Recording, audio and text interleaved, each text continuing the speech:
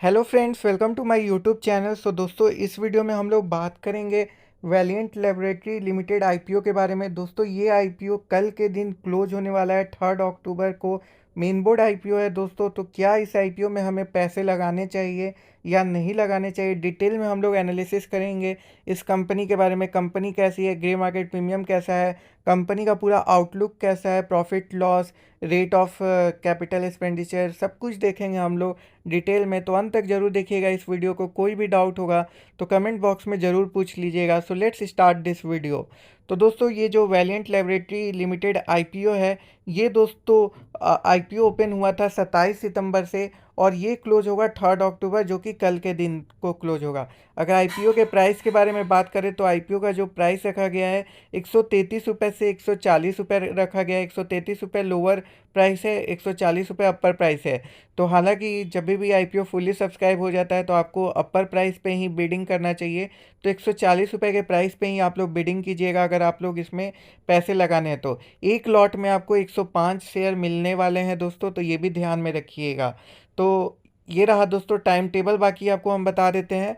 तो 3 अक्टूबर को जैसे ही ये आईपीओ क्लोज हो जाएगा, 5 अक्टूबर को इसका अलॉटमेंट का डेट है, मतलब 5 तारीख को अलॉटमेंट आ जाएगा। और अगर अलॉटमेंट में नाम नहीं आता है तो आपके पैसे रिफंड 6 अक्टूबर तक हो जाएंगे।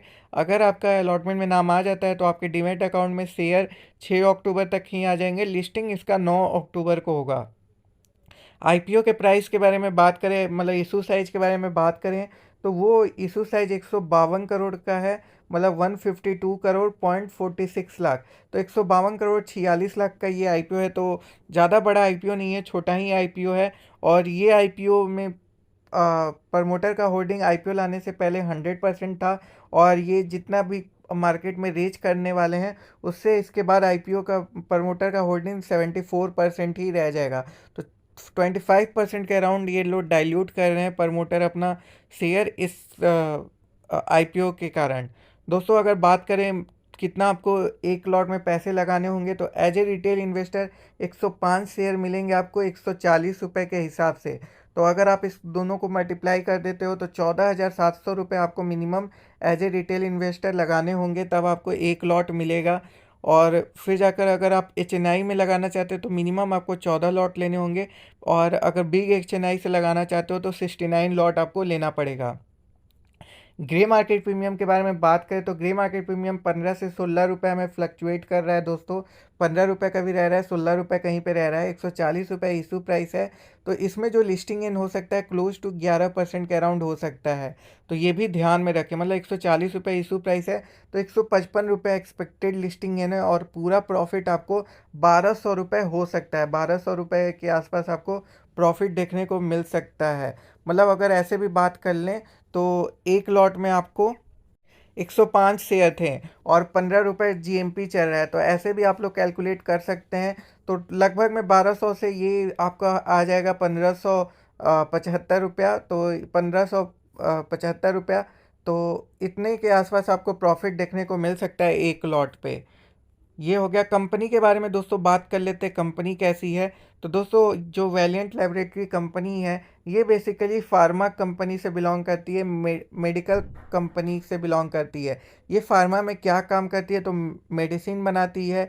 मेडिसिन में कौन सा मेडिसिन बनाती है, तो ये कंपनी का ज़्यादा फोकस रहता है पैरासीटामोल बनाने में।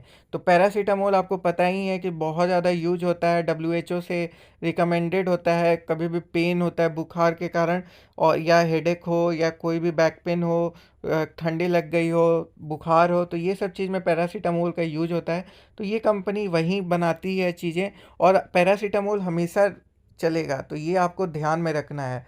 और बाकी बात करें इसका मैन्युफैक्चरिंग फैसिलिटी कहाँ पे है, तो ये तारापुर इंडस्ट्रियल एरिया पलघर महाराष्ट्र में ही इसका मैन्युफैक्चरिंग फैसिलिटी है। और वहीं पे इनका R&D यूनिट भी है, रिसर्च एंड डेवलपमेंट की यूनिट भी है। बाकी इस कंपनी के स्ट्रेंथ के बारे में बात करें तो मैनेजमेंट टीम काफ़ी स्ट्रांग है, प्रमोटर इनके काफ़ी एक्सपीरियंस है, फाइनेंशियल परफॉर्मेंस इसका स्ट्रांग बताया जा रहा है। और इसका जो रॉ मटेरियल का जो इम्पोर्ट है वो डिपेंडेंस जो है वो घटाया जा रहा है। जो बाहर के देशों से रॉ मटेरियल मंगाया जाता था वो अब डिक्लाइन हो रहा है, तो ये काफ़ी अच्छी बात है। बाकी इनका जो मैन्युफैक्चरिंग फैसिलिटी महाराष्ट्र में पलघर में है वो काफ़ी अच्छा बताया जा रहा है। ऑब्जेक्टिव क्या है, तो इनका एक सब्सिडियरी है जो कि VASPL के नाम से जाना जाता है, Valiant advance science private limited. ये क्या करते हैं, मेडिसिन के ऊपर में ही बहुत ज़्यादा रिसर्च करते हैं केमिकल के बारे में, जो कि अभी इनको एक और फैसिलिटी खोलना है गुजरात में, उसके लिए ये काम करने वाले हैं दोस्तों। तो इनका अपना वर्किंग कैपिटल रिक्वायरमेंट है, इसलिए ये पैसा रेज कर रहे हैं 152 करोड़। अभी तक जितना भी इनका सब्सक्रिप्शन हुआ है वो आपको बता देते हैं। रिटेल में ये पूरा सब्सक्राइब है, 3 टाइम्स से ज़्यादा सब्सक्रिप्शन ऑलरेडी हो चुका है। और बात करें नॉन रिटेल में, तो नॉन रिटेल में 1.52 टाइम्स सब्सक्राइब हुआ है। और वहीं पे QIB में बात करें तो QIB में 1.04 टाइम सब्सक्रिप्शन हो चुका है। तो तीनों IPO में मतलब तीनों कैटेगरी में ये फुल्ली सब्सक्राइब हो चुका है दोस्तों। रिटेल वाले ज़्यादा सब्सक्राइब अभी तक किए हैं।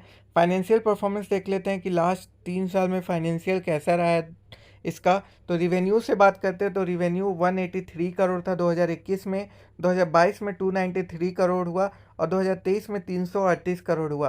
तो ईयर ऑन ईयर वाइज अगर देखें हम लोग तो रिवेन्यू इसका क्या हुआ है, इंक्रीज हुआ है, जो कि काफ़ी अच्छा साइन है कोई भी कंपनी के लिए। तो इनका इसीलिए बताया जा रहा है कि इसका फाइनेंशियल काफ़ी स्ट्रांग है। प्रॉफिट आफ्टर टैक्स देखोगे तो profit after tax 30 crore 59 lakh था, 30 करोड़ 59 लाख, अब बाद में ये घट के 29 करोड़ हो गया है। तो ईयर ऑन ईयर वाइज जो प्रॉफिट है वो आपको डिक्लाइन हुआ है। 2021 के कंपेयर में 2023 में प्रॉफिट उतना नहीं रहा है, डिक्लाइन हुआ है। तो ये जानने वाली बातें हैं। और एक चीज़ है जो इम्पोर्टेंट फैक्टर है, जो आप इनका टोटल बोरोविंग है, मतलब उधार है, वो भी क्या हुआ है, इंक्रीज हुआ है।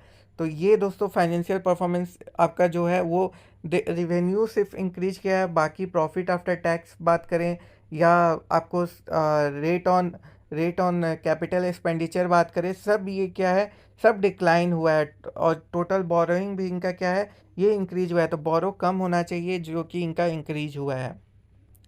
बाकी बात करें IPO के रजिस्ट्रार के बारे में, तो लिंक इन टाइम इनका रजिस्ट्रार है।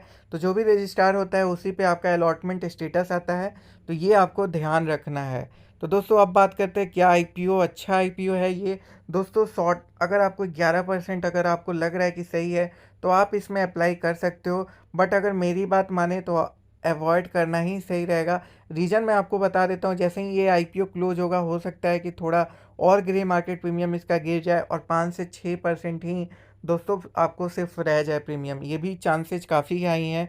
बाकी कंपनी क्योंकि उतना अच्छा नहीं कर रही है, लॉन्ग टर्म के लिए अगर आप सोच रहे हो कि हाँ 3 4 साल बाद 5 साल बाद आप ये इसमें पैसे लगाने को सोचो, तब फिर ठीक है। शॉर्ट टर्म के लिए लिस्टिंग गेन के लिए जाना चाहते हो तो अवॉइड करना ही सही राय होगा, ये मेरा स्टडी कहता है। आप लोग क्या सोचते हो, आप लोग भी अपना कमेंट बॉक्स में बता सकते हो। और जैसा भी कोई भी डाउट होगा तो कमेंट बॉक्स में पूछ लीजिएगा। Thank you for watching my video. If you are new to my channel please do like and subscribe my channel. Thank you. जय हिंद, वंदे मातरम।